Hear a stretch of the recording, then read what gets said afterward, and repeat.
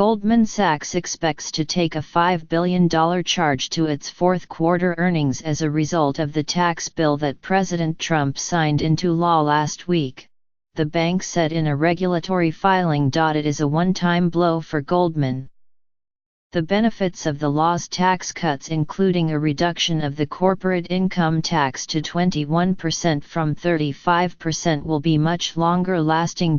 Two-thirds of the estimated $5 billion charge comes from Goldman preparing to pay taxes on assets it holds overseas. Another portion stems from the bank revaluing assets on its balance sheet it intended to use as a tax shield under the old, higher rate. Those assets are now worth less because the corporate tax rate is set to decline, the latest illustration of how companies have to reshape their finances to prepare for the new, lower tax rates. Under the new tax law, companies may no longer be able to entirely avoid taxes on overseas holdings. But the tax they pay on those assets will drop to a rate of 8 to 15.5%. From around 35%.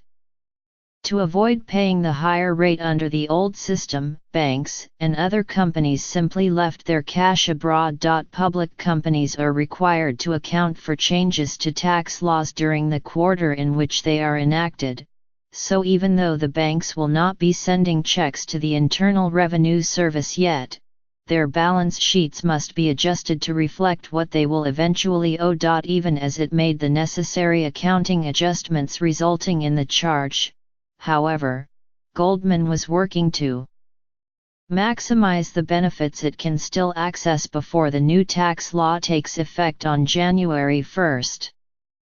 It disclosed in filings with the Securities and Exchange Commission on Thursday that it had delivered shares to Goldman's chief executive, Lloyd C. Blankfein, and other top executives, completing the transfers earlier than in previous years.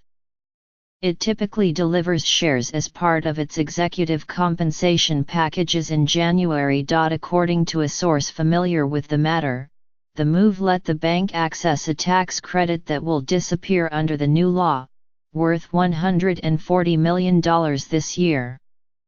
A couple hundred people in high-tax areas received their stock early, said the source, who spoke on condition of anonymity because the information was not public. The shares Mr. Blankfein and others received on Thursday cannot be sold for 5 years. They are not part of the executive's 2017 pay packages, rather, they are portions of deferred compensation packages from the 3 previous years, the source said. In recent weeks, some of Goldman's competitors have also estimated one-time hits to their earnings because of the tax law. During a December 5 conference, J.P. Morgan Chase's chief financial officer, Marianne Lake, said moving overseas funds back to the United States could cost the bank up to $2 billion. On December 6, the Citigroup chief financial officer, John Gierspach, said the bank could be facing a $20 billion charge.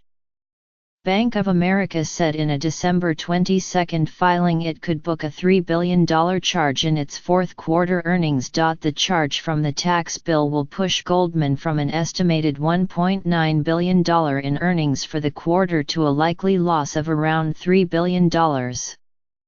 But its future is bright, along with that of other banks. Goldman's own bank analysts estimated on December 18 that in the long run, big banks' per-share earnings would increase by 13%, on average, under the new system.